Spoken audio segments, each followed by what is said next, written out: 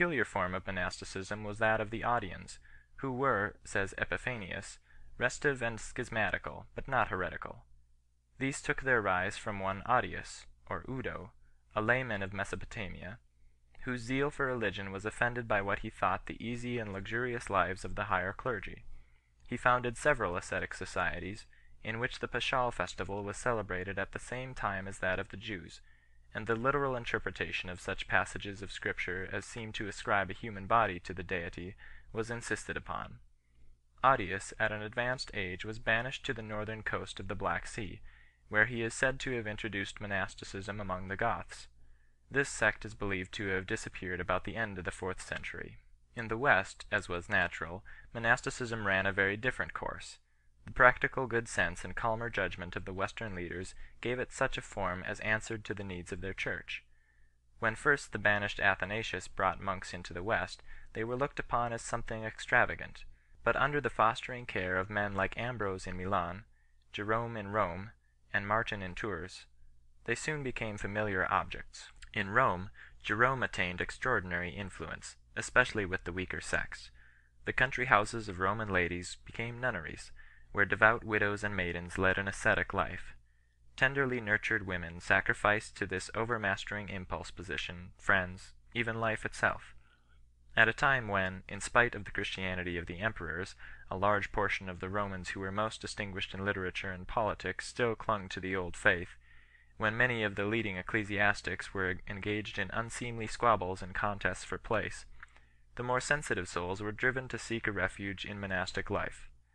Augustine found in Rome, about the year 388, several convents presided over by men of worth and ability, where the brethren led a peaceful life without needless restrictions, maintaining themselves by the labor of their hands, and houses of women in which the sisters were instructed in faith and doctrine by the superiors, and occupied themselves in spinning and weaving.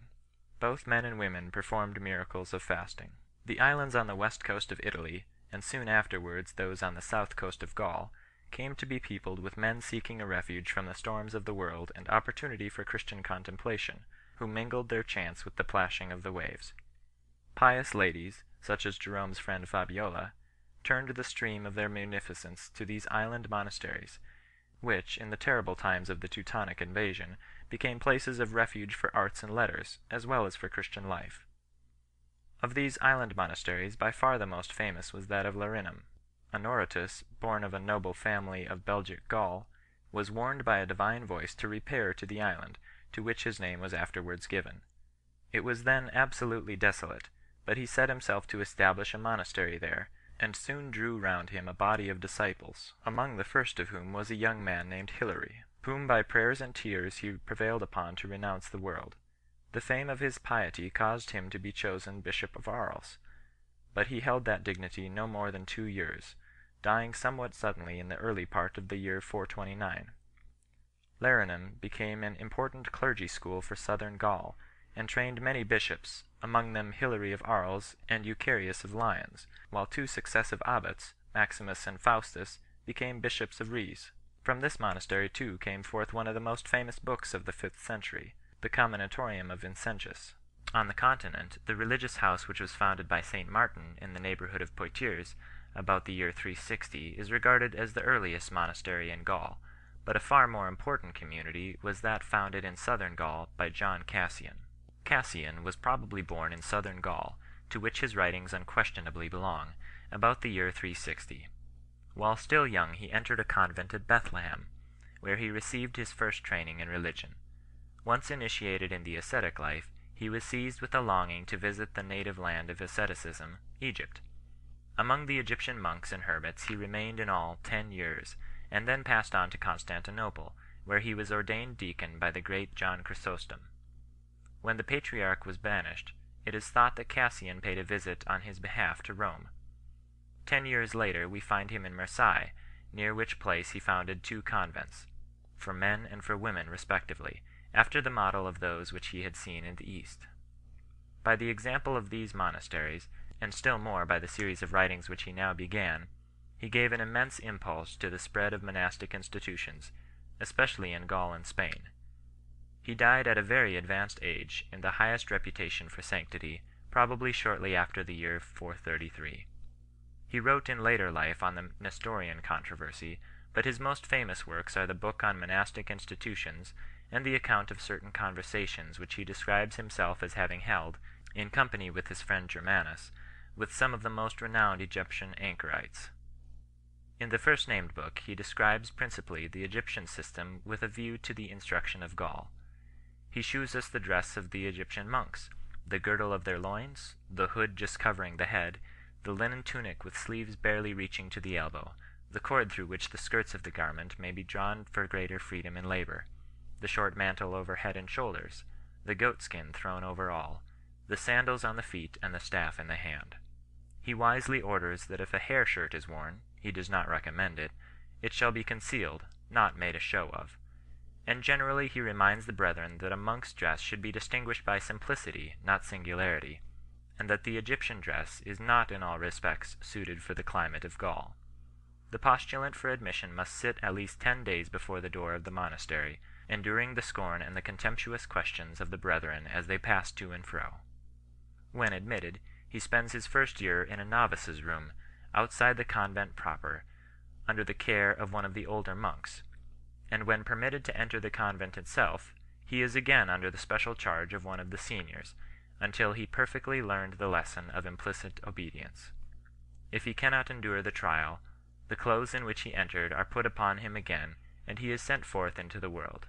It is worth noting that, although the monk must part with his worldly goods, the house which he enters is on no account to receive them. Once within the monastery, the monk is to have nothing of his own, not even his thoughts. The meals of the Galatian monks were to be meager, but not so scanty as those in Egypt, which, Cassian is aware, would not be sufficient to sustain life in Gaul.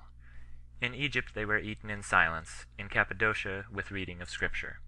Of offenses, some were to be corrected by spiritual rebuke, some with stripes, or by expulsion from the house. In the latter portion of the work, Cassian treats of the principal sins and failings to which hermits and monks were especially liable, their causes and their cure.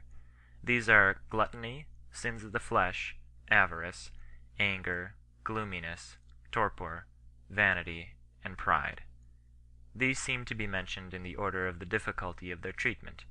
The coarser and more obvious sins, which can be readily subjected to discipline, stand first. Then come those more subtle sins which are often the product of the ascetic life itself. Torpor was the special trial of the solitary, whom it attacked most in the weary hour of noon, whence it was known as the demon that destroyeth in the noonday. Useful labour was the great antidote, and here the writer takes occasion to commend the industry of the monks of Egypt, who not only maintained themselves by their labour, but also assisted to support others. The nature of vanity, that juggling fiend which can put on the disguise of a virtue, and which, when it seems to be overcome, rises again to make the sinner vain of his own victory, is sketched with a masterly hand.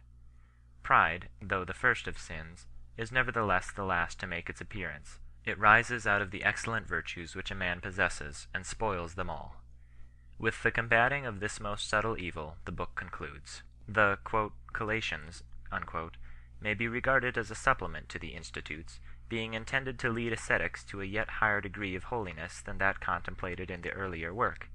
Cassian recognizes the much greater difficulty of his present task, inasmuch as the forming of the inner man so as to enable it steadily to contemplate God and to rise towards perfection is greater than that of subjecting the outer man to authority and precept. These collations, which were specially written with a view to being read by monks and hermits, were intended to point the way to the ideal perfection of ascetic life, by shewing how the principal questions likely to arise in such a life were treated by those who were its leaders. Here we find the results of meditation as well as the lessons of practical life, philosophic discussion as well as moral precept, frequently illustrated by examples from the stores of memory or legend.